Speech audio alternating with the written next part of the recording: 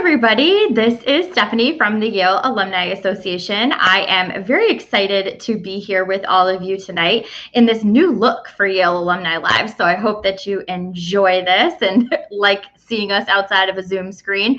I am really excited to be joined tonight by an alum who has had a really interesting experience with Day of Service projects.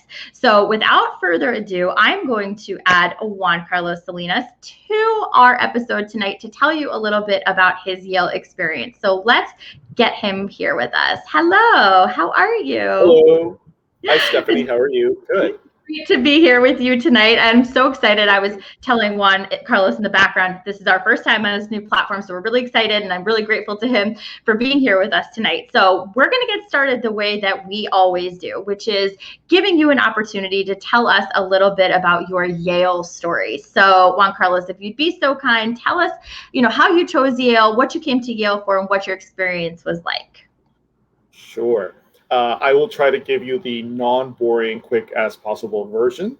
Okay. But again, my name is Juan Carlos Salinas. I also go by JC, which are my first two initials. So I'm originally from Rio Grande City, Texas, which is in Starr County, right on the border to Mexico. I grew up, 10 minutes away from Mexico, like a lot of people who live on the border. My mom is a Mexican citizen. My father is Mexican American. And Rio Grande is not necessarily known for its great education system. Like many Texas high schools, it is predominantly, like trying to achieve some kind of athletic accomplishment or so on. And I'm not going to lie, I didn't know that Yale University existed in high school. I didn't know that there was such a thing as the Ivy League or anything like that. I just knew that I wanted to go to University of Texas, Austin, because to me, that was the great, fun, and good school in Texas, right? It was either that or Texas A&M, where my father went, and I didn't really care for Texas A&M. So, proud Longhorn. We don't really care for the Aggies, but that's fine. My father's an Aggie. Anyway, so like I said, I didn't know that any of these schools existed when I was in high school. And it wasn't, for lack of technology or anything. It's just that our teachers, our counselors just, they assume these are places that we do not belong in. So don't even bother, don't even try, right? So I went to the University of Texas undergraduate where I got my degree in theater and dance. And I had an amazing experience. And I love Austin, Texas. I love UT. However, it was clear that I needed a proper next step, that I wasn't really trained to do anything in particular. I was very close to a lot of faculty. I was very close to a lot of advisors, and they all said, you need to do graduate school. And they're like, the world is filled with unemployed actors. You need to be a manager so that if you can create your own work, create opportunities for others. It's like, okay. So, I kind of prepared my senior year for that trajectory. And I was not going to apply to Yale. My top choice was actually California Institute of the Arts, and my second choice was Columbia. And then I had a professor who sat down with me and sat me down and said, you are going to apply to the Yale School of Drama. You're going to apply to the theater management program. And I was like, I don't know that I fit in there. I don't know that it's my thing. Blah, blah, blah. And this woman, her name is Melba Martinez, and she was actually at St. Edward's University at the time. She took 4 hours out of her day to sit down with me and do my Yale application with me. And it was an incredible experience to have, that kind of mentorship when doing an application. And she's actually one of the very few Latinas or people in the United States that holds can't remember the specifics of her PhD, but, very special woman. And again, she changed the trajectory of my life. And, so I went to Yale, I visited Columbia, and to me, New York City was very exciting. And I got to New Haven and I was like, not really feeling it. But then I went back to Austin. I didn't think I was going to get into Yale. And then next thing I know, about 2 weeks later, I got an envelope in the mail. This was before email notifications, right? So it was a very thin envelope. So I was like, oh, it's a rejection letter. But I opened it and it was it was an acceptance letter. And they're like, your real package is on the way. And, it's just one of those moments where like your heart just drops because you just think, Yale School of Drama, something that's so well known and this prestige and everything. And it's like, I'm being asked I could be part of this. So after a lot of reconsideration, everything, a lot of conversations with faculty, mentors, I chose Yale. So I arrived to Yale in the fall of 2000. And, it was a completely surreal experience. I was not ready academically for the rigor of the school. And, I went straight from undergraduate. So I was actually much closer in age to the undergrads than I was to any of my peers who were, late 20s, early 30s. So I had a very hard time adapting. Plus, if you've ever been in Austin, Texas, especially in 2000, I call it like this utopian paradise. And then you show up in New Haven and you're just like, oh my God, like, how am I going to survive here for 3 years? But that said, after my first semester, I really adapted and, I really got used to the place. Yale really grew on me. And most importantly, I found like the pivotal experience that I had at Yale, which was I was introduced to La Casa Cultural, La Casa, Julia Burgos. And at the time, there was the dean was Rick Chavoya, and he just really took me under his arm, and he really introduced me to everyone, and was like, "This is your home. This is where you should be." And I went from being an overwhelming majority in Texas to being like, I think there was 6 Latinos in the entire drama school when I was there my first year.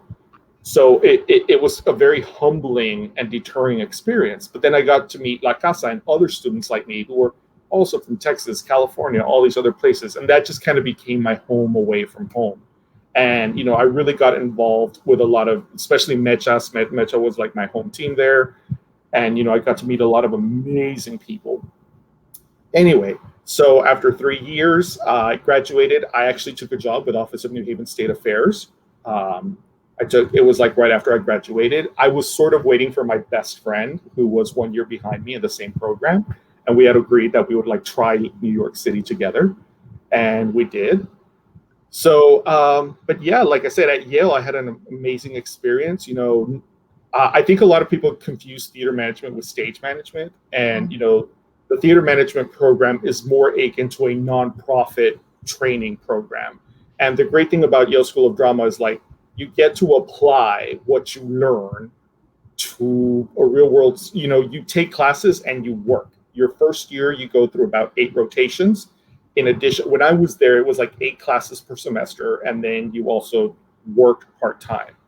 Then your second year, you have a more full, you do one position for a semester, and then you do a residency, a fellowship for the other half of the year. And then your third year, you kind of have your big boy job for the Yale School of Drama, Yale Repertory Theater. And it was an incredible experience. So like my third year project was, I was managing director of the Yale Cabaret Theater, which was, a great experience, learning how to run a theater, learning how to run a restaurant, again, just amazing experience.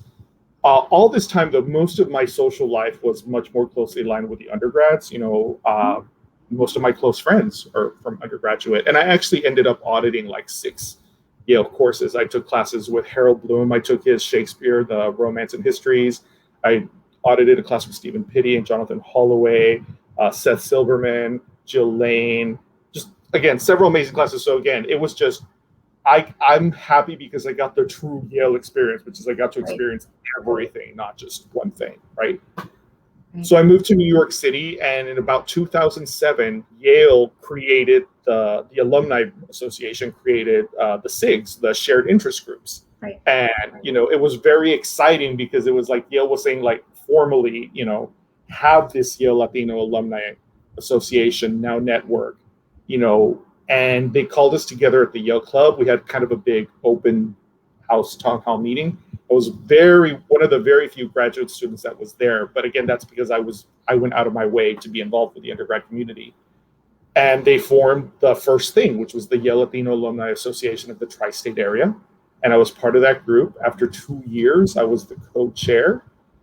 That was 2009. And I've been the chair ever since, and I've seen a lot of people come and go.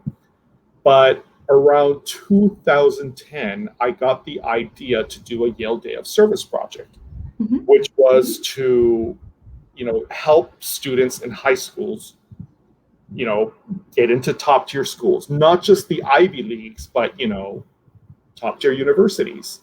And what was wonderful is we first started off with a very small high school in Bushwick, Brooklyn called the Academy of Urban Planning. At the time, it was not a very high-functioning school. Now they've kind of changed, they've really improved.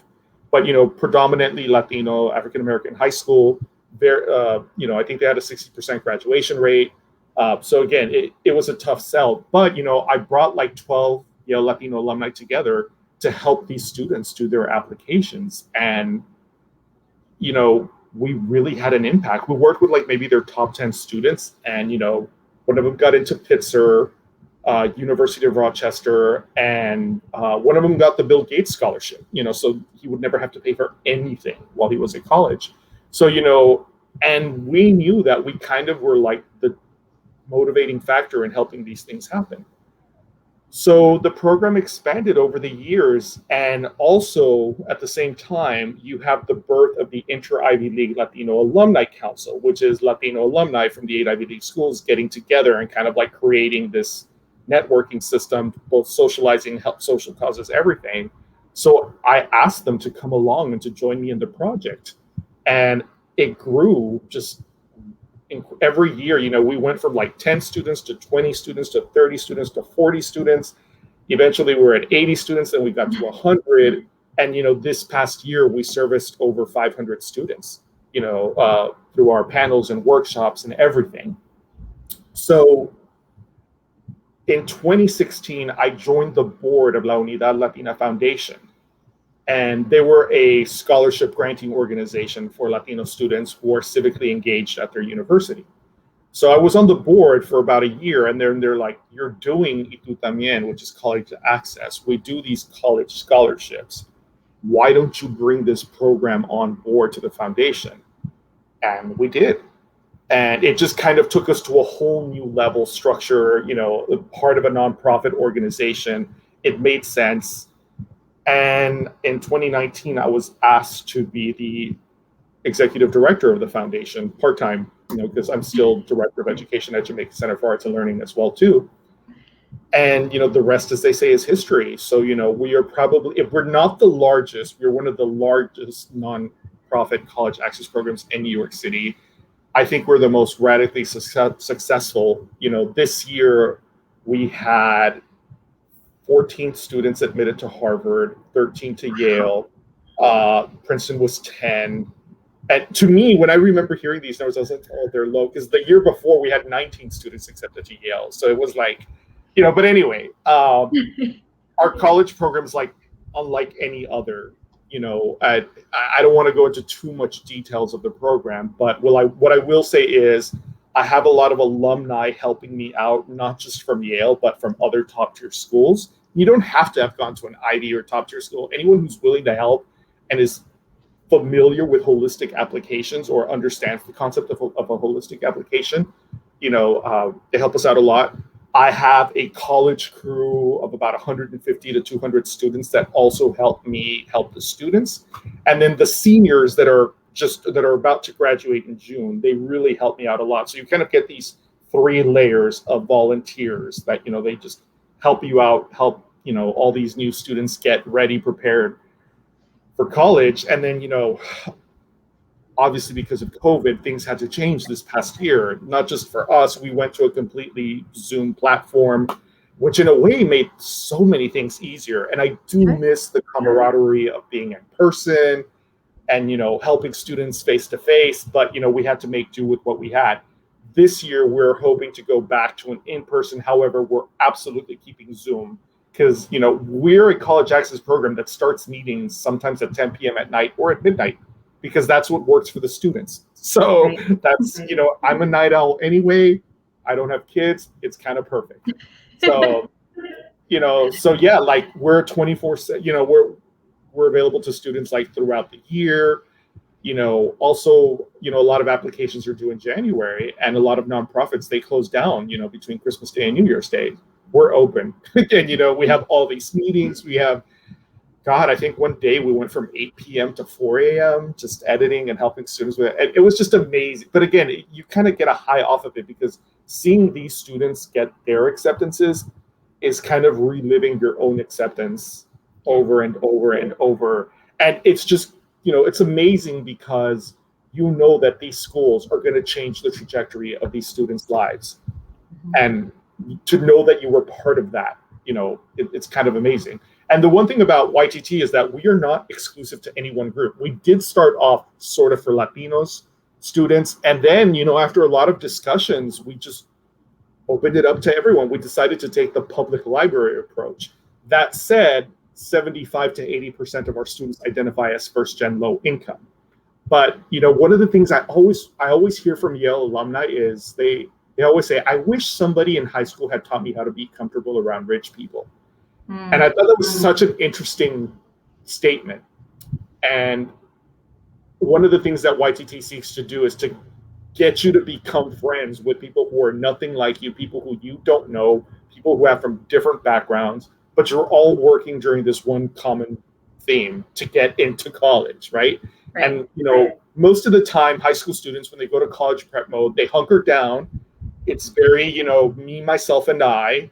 You're not used to the concept of working as a team, and we take a completely different approach. And I can't say too much because it'll take up too much time, but we really do have a family-based approach to everything that we do. And I call it the Latino family approach, which is, there's always pizza, there's cupcakes, there's lots of food for the kids, and just having fun while you're doing this incredibly stressful thing. So. Yeah. Well, I absolutely love, there's so many things that I want to talk to you about, but I think right now would be the perfect time to share the video that you gave me to exemplify the organization a little bit. And then I want to touch upon some of the points that you brought up about Day of Service, about this virtual environment and how Yale alumni can get involved in Day of Service, Year of Service, virtual opportunities, all that good stuff. So let's go to this video quickly, and then let's talk a little bit about why you chose to do this and how other people can get involved. So I'm going to share a video with everybody. Hi, my name is Genevieve Heron. I'm a senior at Brooklyn Technical High School, and I'm going to Middlebury next fall. Hi, my name is Mohammed Islam. I'm going to Cornell University. Hi, my name is Roy Dalgo. I go to Bronx Science, and I got accepted to Tufts University.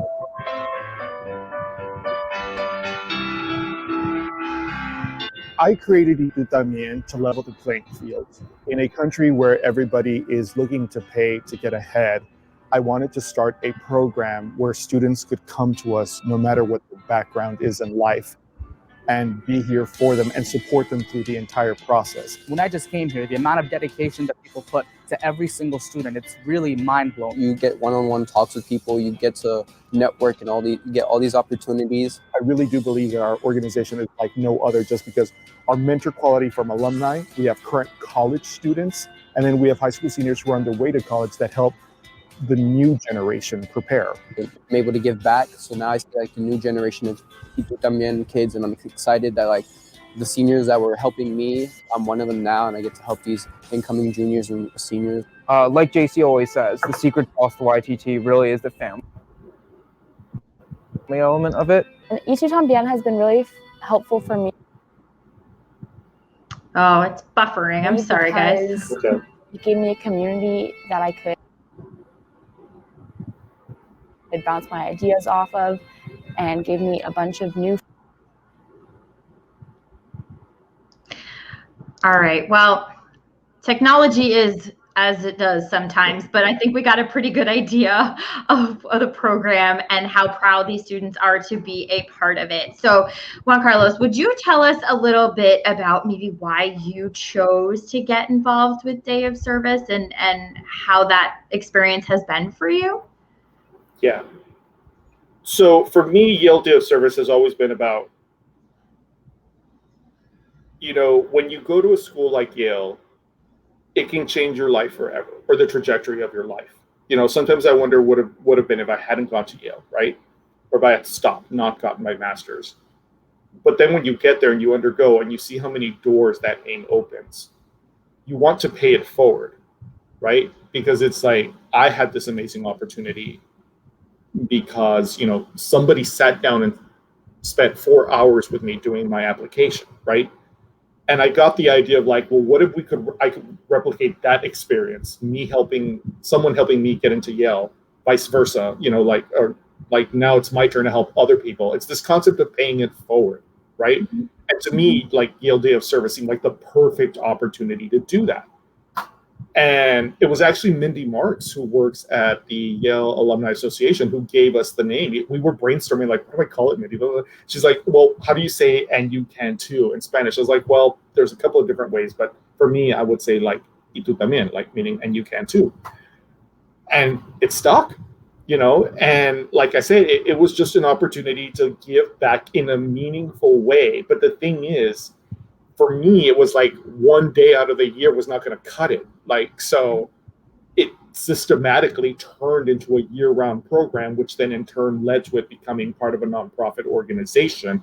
And again, now being one of the largest college access programs in New York City with, I would argue, the best results, and we're all scrappy. I am not trained in college admissions. I figure things out on my own. My mentors figure things out on my own. I'm lucky that I have a lot of mentors who are former admissions officers or students who worked at admissions offices, so they've given me a lot of insight over the years, but we figured things out through trial and error.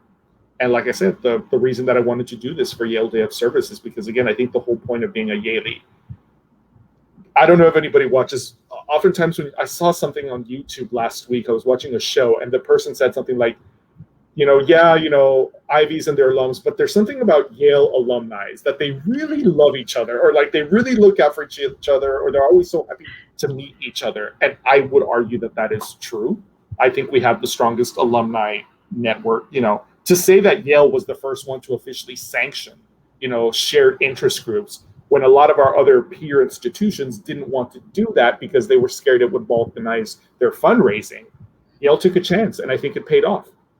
Oh yeah, I couldn't agree with you more. And as someone who works for the Alumni Association and for Mindy Marks, in fact, I know firsthand, the dedication of our teams that are working together, to bring Yale community to other communities around the world. And my particular team is the regional clubs. And so clubs across the globe are engaged in Yale Days of Service right now. And obviously the pandemic made that look a little bit different, but folks are still engaging in online activities like you mentioned. And in many cases, it's made it easier for people to participate. So we're really, really grateful to all the volunteers who have been doing that this past year and plan to continue to do that in the future. So Juan Carlos, as our time together comes to a close, what advice would you have for whether it's a club that's trying to get a Day of Service project kicked off, or someone who's interested in getting involved in Day of Service or in a shared interest group or a club? What encouragement or advice would you give them?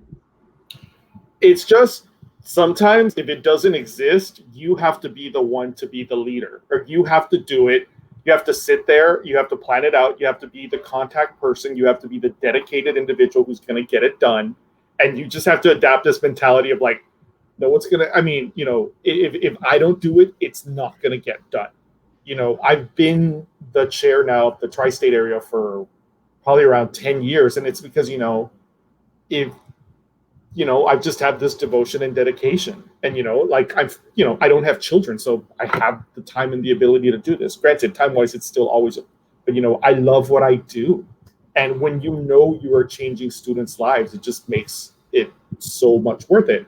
And like you said, with Zoom, I was really disappointed because, of course, I'm honorary chair in 2020, and COVID happened, so that didn't happen. But again, Zoom has allowed us to just serve many more people. I had 30 new Yale alumni volunteer this year because it's through Zoom. So before, these workshops used to be in person, where I would get the alumni together in one room with the student. And it had to happen on one day in October, one day in December. Now, it's like, okay, you can meet whenever you want through Zoom, either in the month of October or the month of December, but it doesn't have to be on this one day. It can be around the alumni mentors time, that works for them. So if anybody's interested, please contact me at juancarlos.salinas@lulfoundation.org. I'm always happy to have new mentors. I deal with basically the best, brightest kids in New York City who happen to be first-gen low income, but they are hustlers, and I mean hustlers. It's amazing. Thank you so much for all your work that you've done on behalf of the Alumni Association and representing Yale in New York City. For anybody that's watching, there are Yale clubs across the globe. Check it out, alumni.yale.edu, to find out what you can get involved in, where you can get involved in. If you want to reach Juan Carlos and you couldn't pick up his email from that, we'll get you connected to him. We would love to have more Yale mentors out there for future Bulldogs and to just help students all over the globe. So Juan Carlos, thank you so much for your time. It's been a pleasure talking with you. Can I make one more pitch? Yes. Yeah. So also, if you want to visit our website, actually, to find out everything, lulf.org. LULF stands for La Unidad Latina Foundation. The letter LULF.org. LULF. Very easy to read through site. Very easy to get in touch with me through that. So again, if you have any more questions, please do not hesitate to reach out. Like, you never know when you're going to be ending up helping out the next Yale or Harvard, but yes, please sign up, participate. We'd love to have more mentors. Always, there's never enough. Thank you so much. It's been a pleasure getting to chat with you, hearing your Yale story and your Yale Day of Service story. So anybody out there watching, get involved. You know how to find us. Thank you so much for watching tonight, and we'll see you again really soon. Bye.